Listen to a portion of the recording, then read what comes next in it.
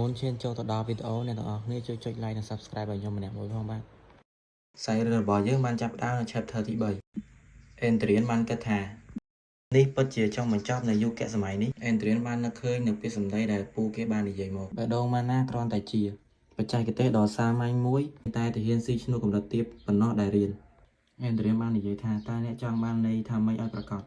ពូរបស់គេបាននិយាយថាឲ្យខ្ញុំបង្ហាញអ្នកទើបអ្នកយល់ច្បាស់ជាងមុនមើលឲ្យច្បាស់Adrian បានបើកភ្នែកធំហើយនិយាយថាណាមានរាងជារង្វង់មែនឬនៅពេលនោះពូរបស់គេក៏បានបញ្ចេញថាអពរស្រោបទៅលើដាវរួចកាប់ទៅលើ Adrian ហើយបានបំបែកការវេបអាហារនោះនៅចំពីមុខ Adrian មានភាពភ្ញាក់ផ្អើលយ៉ាងខ្លាំងម៉ាណាឆានមានលក្ខណៈអាចបំបែកថាមពលម៉ាណាហាបានពូរបស់គេបានបន្តបន្ថែមទៀតថាលើពីនេះទៅទៀតវាងាយស្រួលប្រើជាងនិងមានស្ថិរភាពជាងម៉ាណាហាសូម្បីតែគ្រួសារអេលីដែលរឹងរូសប្រកាន់យកម៉ាណាហាបានដួលរលំទាំងស្រុងនៅ100ឆ្នាំមុនឥឡូវនេះគ្មានអ្នកណាប្រើម៉ាណាហាតបន្តទៀតទេនៅពេលចាប់ការវឹកហាត់Adrianក៏បានសិក្សាស្វែងយល់ពីសៀវភៅមួយចំនួនតើពេលវេលាឥឡូវនេះផ្លាស់ប្ដូរហើយឬអ្នកប្រើវេទមន្តប្រើរង្វង់ម៉ាណាចំណែកអ្នកចម្បាំងបង្កើតម៉ាណាឆេនដើម្បីបង្កើតនិងប្រមូលផ្ដុំម៉ាណារបស់អ្នកចម្បាំងត្រូវបានបែងចែកតាមចំនួនម៉ាណាឆេនដែលបានបង្កើតម៉ាណាឆេនបានចែកចេញជា5គឺ single chain double chain triple chain quad chain និង penta chain ខ្ញុំគិតថាវាមិនមែនជារឿងអត់ន័យទាំងស្រុងទេAdrian បានអាននៅទ្រឹស្ដីមូលដ្ឋានហើយបានរកឃើញឈ្មោះ Alrigan គាត់បាននិយាយបន្តទៀតថាមានអារម្មណ៍ថាឈ្មោះនេះដូចជាធ្លាប់ស្គាល់នៅកន្លែងណាមួយកាលពីយូរយារណាស់មកហើយតើអ្នកគឺជាព្រះដាវដ៏ល្បីល្បាញនោះមែនទេខ្ញុំមានឈ្មោះថា Ilnes Altringen ខ្ញុំមកមើលថាតើអ្នកណាស័ក្តិសមនឹងឈ្មោះព្រះដាវជាងគេធ្លាប់មានបរិម្នាក់មករកខ្ញុំដោយប្រើវិជ្ជាចម្លែកដែលមិនមែនជាវិជ្ជាដាវហើយក៏មិនមែនជាវិជ្ជាវេទមន្តដែរAdrian បាននិយាយថាមិនឆ្ងល់ទេដែលឈ្មោះនេះប្រហែលអូអញ្ចឹងតើបុរសម្នាក់នោះតើមានរឿងអ្វីកើតឡើងទៅលើគាត់ទៅថ្ងៃស្អែកបន្ទាប់Adrianក៏បានចុះមកវឹកហាត់ជាធម្មតាAdrian បានក្រឡេកមើលទៅពូរបស់គេដែលបាននិយាយថាតើអ្នកបានអានសៀវភៅកាលពីយប់មិញឬអ្នកប្រកាសជាយល់ពីស្ថានភាពនេះហើយមែនទេតើអ្នកបានជ្រើសរើសជំរឿដ៏ល្ងងខ្លៅប៉ុណ្ណាទៅAdrian បានឆ្លើយតបទៅវិញថាខ្ញុំមានអារម្មណ៍ថាខ្ញុំមិនបានធ្វើខុសសូម្បីតែបន្តិច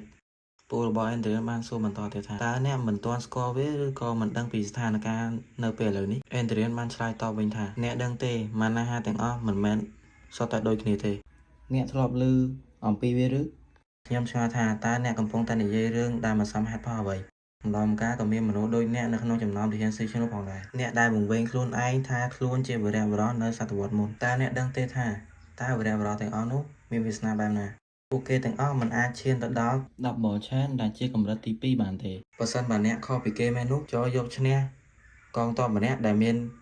កម្រិតទី2ម្នាក់មកបន្ទាប់មកខ្ញុំនឹងក្លាយជាអាណាព្យាបាលរបស់អ្នកតាមបំណងរបស់ម្ដាយអ្នកAdrian បាននិយាយថាតើមានពូជាអាណាព្យាបាលគឺជារឿងល្អសម្រាប់ខ្ញុំឬខ្ញុំក៏មិនសូវប្រកាសដែរ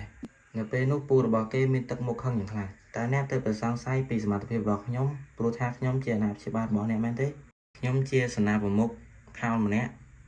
នៃអាណាចក្រនិងជាមេបញ្ជាការកងទ័ពភាគខាងជើងជាម្ចាស់នៃ Black Lancer និងជាសមាជិកម្នាក់របស់ Silver Lion ដែលបម្រើព្រះមហាក្សត្រជាអ្នកដែលនៅកម្រិតទី4គឺ Quad Chain មានឈ្មោះថា Val Baron Hart ហើយនេះក៏ជាឈ្មោះរបស់ខ្ញុំដែលជាមនុស្សម្នាក់ដែលឈរពីក្រោយអ្នកតើវាមានលក្ខណៈសម្បត្តិគ្រប់គ្រាន់ហើយឬនៅពេលនោះសេនាក៏បានដកដាវភ្ជង់ទៅលើ Baron Hart ឆាប់ក្រាបចុះភ្លាម Baron Hart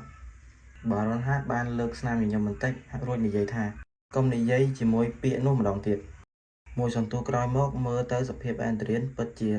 រោករាកយ៉ាងខ្លាំងថ្ងៃនេះគឺប៉ុណ្ណឹងសិនចុះAdrian បានតុបដៃទៅលើតុរួចនិយាយថាខ្ញុំស្ទើរតែស្លាប់ទៅហើយ Count Baron Hart បាននិយាយថាប្រកួតប្រជែងជាមួយខ្ញុំដោយជឿថាអ្នកនឹងទទួលបានការទទួលស្គាល់ពីខ្ញុំជាមួយនឹងភាពក្លាហានបែបនោះកម្រិតទី2មែនទេអ្នកនឹងមានសំណាងណាស់បើសិនជាអ្នកអាចយកឈ្នះត្រឹមតែកម្រិតទី1នោះAdrian បានលួចជេរពូរបស់គេដោយនិយាយថាចង្រៃនោះនៅពេលនោះAdrian ក៏បានបើកទ្វារមកហើយក៏បានជួបនឹងមនុស្សម្នាក់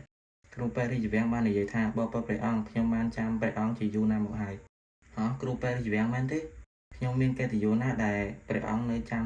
ឈ្មោះរបស់ខ្ញុំដែលជាមនុស្សតូចទាប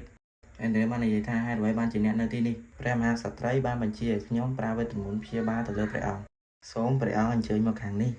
អត់ទេខ្ញុំមិនត្រូវការទេឆាប់ចាក់ចេញពីបន្ទប់នេះភ្លាមទៅ ចង់ឲ្យអ្វីៗដែលខ្ញុំឆ្លងកាត់នៅថ្ងៃនេះក្លាយទៅជាការអត់ប្រយោជន៍មែនទេសេនាបានគិតពីសម្ដីរបស់អេនដ្រៀនបងប្រុសតើអ្នកនៅទីនេះមែនទេ